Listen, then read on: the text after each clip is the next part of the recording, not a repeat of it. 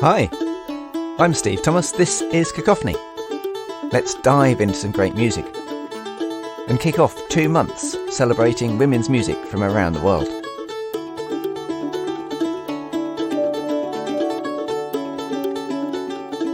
If you're living in Europe in the 18th century and you're fabulously rich and you're having a party, you get your favourite, perhaps even your own in-house salaried composer to write the music. We've ended up with plenty of pieces by great composers like Mozart and Haydn that were essentially written as background music, albeit background music of the highest quality.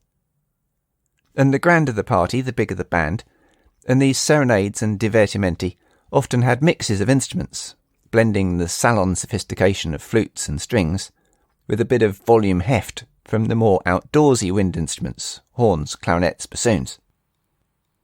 By the 19th century, audiences were getting a bit more concert hall-y and inclined to actually listen a bit. So a young Beethoven and Schubert wrote a big septet and octet respectively, with Beethoven then spending much of his life being highly annoyed at just how much people enjoyed it. Not 7 or 8 for us though, we take things one step further with the Nonet by French composer Louise Farrenc, written for one each of the major wind and string instruments: flute, oboe, clarinet, bassoon, horn, violin, viola, cello and double bass. And it was the violin part, or rather the player, that helped make the Farrenc Nonet such a big success at its first performance. It was played by Joseph Joachim, one of the great violinists of the century. He was only 19 at the time, but already a superstar, which meant that everyone wanted to be there, and then they loved Farrenc's music as well as his playing.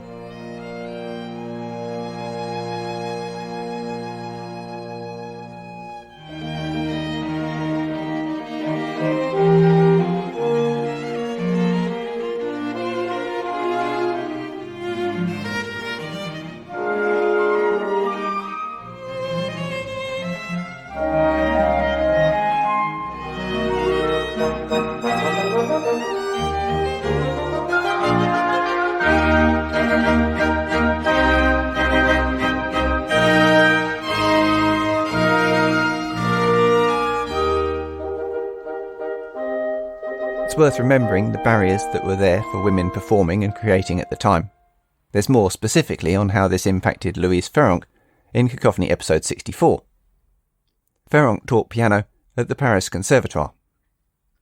Women weren't allowed to study composing, let alone teach it, and the success of this piece enabled her to successfully lobby for equal pay with her male counterparts.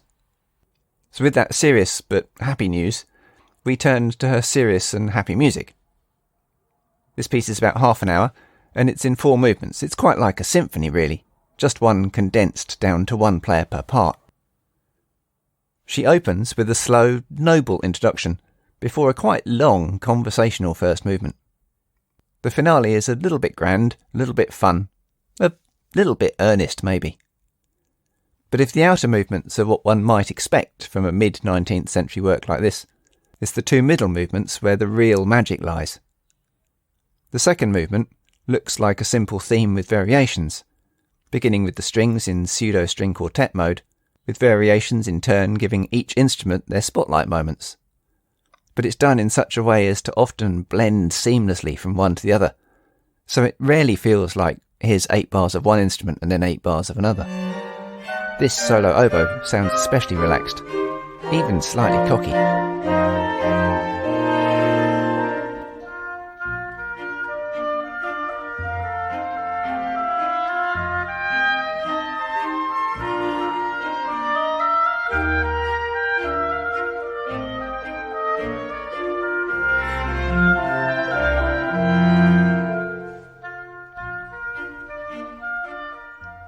My favourite section is the wonderfully inventive, quick 5-minute scherzo that appears in a wisp of quicksilver before galloping off across the fields. It's such a contrast between the opening, slippery, delicate moments, where it takes you a few seconds to recognise what the pulse is, and that rambunctious, horn-led country stomp, and then back again, even though the same instruments are playing both. It's great fun, entertaining, surprising music.